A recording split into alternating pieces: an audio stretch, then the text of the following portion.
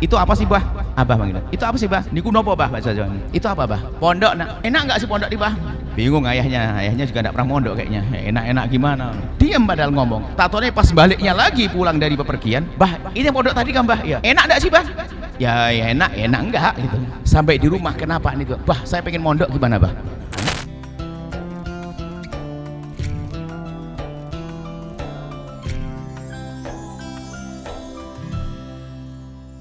Ada sebuah kisah di sebuah pondok pesantren. Ada anak itu kerjaannya nangis terus, setiap hari nangis. Pengurus itu memaklumi barangkali dia manja, orang kaya di rumah dan sebagainya. Dimaafkan sebulan sampai 2 bulan, 3 bulan nggak bisa diatur, nggak mau ke masjid, nangis terus. Diputuskan untuk dipulangkan. Akhirnya diantarkan oleh ustadznya pulang. Rumahnya tidak jauh, cuman karena pelosok sekali. Itu naik bis, kemudian turun naik angkot, numpang mobil, nggak ada lagi angkot, harus jalan kaki sampai ke rumahnya. Menjelang sore nyampe di rumahnya. Ini ustadz nganterin orang ini. Dugaannya memang orang kaya manja di rumahnya, sehingga di pondok tidak betah. Masuk jalan akhirnya nyampe ke rumahnya. Rumahnya rumah gedek, rumah bambu begitu, banyak bolong-bolong. Itu pun orang tuanya tidak ada di rumah.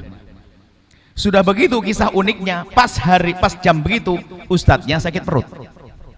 Ini termasuk yang seni kisahnya ini. Sakit perut bingung. Nak, toiletnya di mana? Itu Ustaz, ke belakang. Nggak ada toilet. Adanya hanya lubang begitu dikasih pijakan. Suruh jongkok di situ. Hanya ada tutup yang menghadap ke rumah. Kain karung yang dipotong kasih. Biasa di pondok nutup aurat suruh buang air kebuka begitu. Pusing ya. Tolah toilet. Aman, nggak ada orang sana, nggak ada. Bener nggak ada orang? Nggak ada. Sudah, akhirnya sukses dia. Sudah begitu airnya nggak ada, bukan keran, dikirimi sama anak santri pakai galon rusak begitu pak air. Selesai kisah. Menunjukkan bahasanya hidupnya susah, airnya pun ngambil dari atas. Tidak lama kemudian ayahnya datang nangis kenapa anaknya tidak kerasan. Ustadz itu pulang tuh mikir, di pondok ada air, di pondok ada toilet, di pondok ada makan, di pondok kenapa kok tidak bisa kerasan? Mikir dong Ustadz pulang. Dalam kisah yang berbeda yang kita ambil faedah. Dalam kisah yang berbeda, ada pengusaha kaya. Pengusaha kaya itu punya istri itu ada, memang ibu-ibu itu ada sebagian. Kalau ustadzah mah beda, bukan ibu-ibu saya bilang. Ada ibu-ibu manja anaknya. Zaman itu belum ada internet, adanya film kaset video. Zaman itu, zaman 89 kaset video. Jadi ibu ini karena kaya raya, anaknya dibelikan mobil satu. Mobilnya apa lupa waktu itu ceritanya. Belikan mobil satu, masuk SMA. Bayangkan zaman itu sudah punya mobil satu orang kaya, pengusaha. Kalau ibunya pergi kemanapun hadiahnya buat anak apa? Video terbaru, film terbaru. Masya Allah. Cuman ibunya bukan nakal, pokoknya pengen nuruti anak. Yang penting anaknya seneng. Anak dimanja, rumah kamarnya sendiri, ada toiletnya sendiri. Suatu ketika jalan sama ayahnya, ini kisahnya.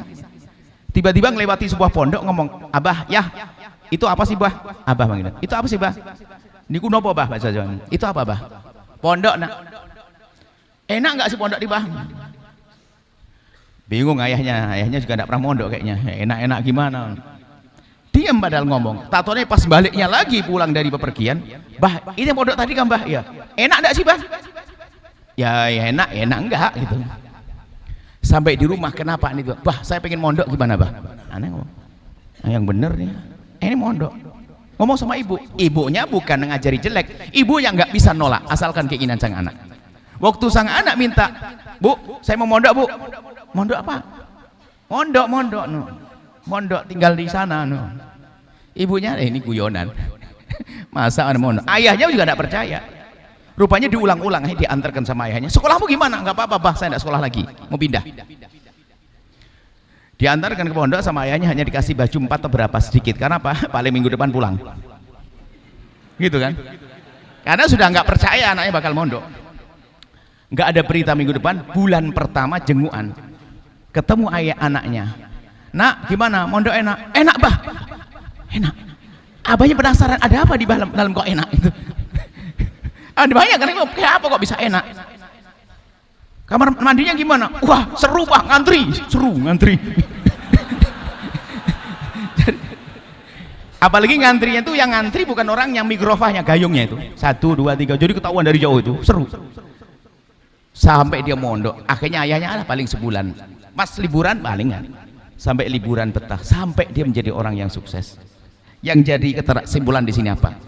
Kalau sudah dipilih oleh Allah, lihat, biarpun di rumah bergelimang harta, tinggal di pondok betah. Tapi sebaliknya si fakir nyungsep di rumah, di pondok lebih enak, nggak betah. Kenapa? Yang satu dipilih oleh Allah, yang satu tidak dipilih oleh Allah. Kalian harus paham. Kalian sudah dipilih oleh Allah kok nggak betah? Jangan-jangan komunikasi dengan iblis. Makanya yang gundah, yang sering gelisah hatinya, istighfar yang banyak, anakku yang soleh, baca sholawat. Kalian ini pilihan Allah. Kalau sudah tidak dipilih oleh Allah, biarpun di rumah nggak enak, nggak bakal betah di pondok. Tapi kalau sudah dipilih oleh Allah, enaknya orang kaya raya tinggal di pondok, dinikmati karena Allah beri cinta. Berarti kalau hatimu dibikin seneng oleh Allah, kalian dipilih oleh Allah. Kalau masalah nangis telepon orang tuanya biasa, Buya aja belasan tahun kalau telepon masih nangis kok. Cuman kalau suruh pulang nggak mau. Mau pulang liburan senengnya luar biasa, nggak bisa tidur itu kita. Ayo ini sama kan? Tapi kalau suruh berhenti pondok nggak mau. Namanya kangen orang tua, harus dong semakin cinta ke orang tua. Tapi kalau berhenti dari pondok, no. Harus terus istiqomah. Makanya itu anak-anakku semuanya, akan Buya ingatkan kepada kalian bahwa kalian berada dalam nikmat agung, kalian dipilih oleh Allah. Yang beruntung siapa? Orang tua kalian. Semoga panjang umur.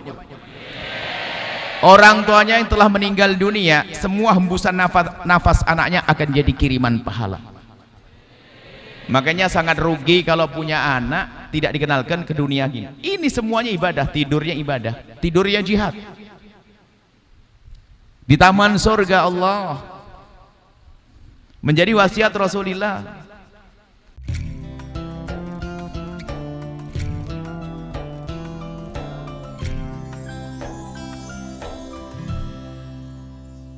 Sahabat Al-Bahjah TV, setelah menyaksikan video ini, jangan lupa bersolawat kepada baginda Nabi Muhammad. Shollu ala Nabi Muhammad. Allahumma sholli alaihi wa ala alihi wa sahbihi.